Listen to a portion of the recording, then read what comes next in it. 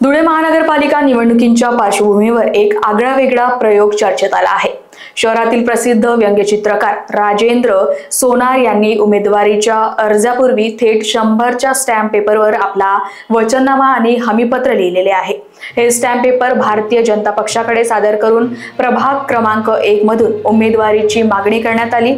सोनार यांनी आपल्या वचननाम्यात नमूद केले आहे की निवडणूक आल्यास ते किंवा त्यांचे नातेवाईक विकास कामांच्या ठेक्यात सहभागी होणार नाहीत, अवैध मार्गाने संपत्ती कमावणार नाहीत आणि 5 वर्षांनंतर जनतेसमोर लेखाखोजा मांडतील। त्यांच्याकडे 1 इंच जमीन नाही, केवळ 25,000चा बँक बॅलन्स असल्याचेही त्यांनी नमूद केले।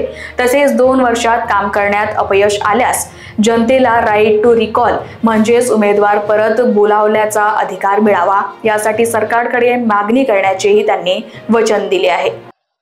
आजकाल राजकारणी लोकांचा धंदा हा कोणत्याही निवडणुकीत मनपात जाऊन त्या ठिकाणी पैसे कमवणे हा त्यांचा उद्देश असतो। त्यामुळे मी हा स्टॅम्प तयार केलेला आहे की त्या ठिकाणी मी म्हटलेलं आहे की मी महापालिकेत जाऊन एकही ठेका मी स्वतः त्याच्यात सहभागीदार असणार नाही।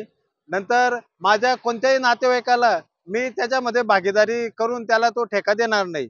दुसरा मुद्दा आहे की पूर्ण भारतात माझ्या नावावर 1 इंच पण जमीन नाही। तिसरा मुद्दा आहे की माझे 2 बँक अकाउंट आहेत, ते एक करंट अकाउंट आहे दैनिक व्यंगनगरीचा आणि दुसरे एक माझं बचत खाता आहे, त्याच्यामध्ये फक्त दोघं मिळून 25,000 रुपये।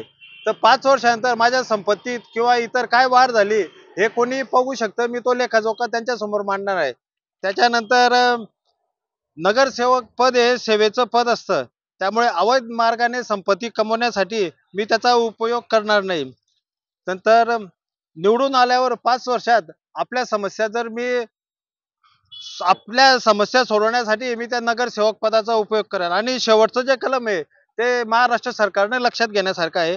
2 वर्षानंतर जर नागरिकांना वाटलं की हा नगरसेवक आपल्या समस्या सोडवण्यात अपयशी ठरला आहे, तर त्याला परत बोलवण्यासाठी सरकारने तसा कायदा करावा, यासाठी मी स्वतः सरकारशी पत्रव्यवहार करणार आहे की जर एखादा नगरसेवक काम करण्यात अपयशी ठरला, त्या भागातील नागरिकांची जो ओरड असेल तर त्या नगरसेवकाला परत बोलवता आलं पाहिजे, यासाठी मी सरकारकडे प्रयत्न करणार आहे। Bureau report, Lokvahini media, Dhule.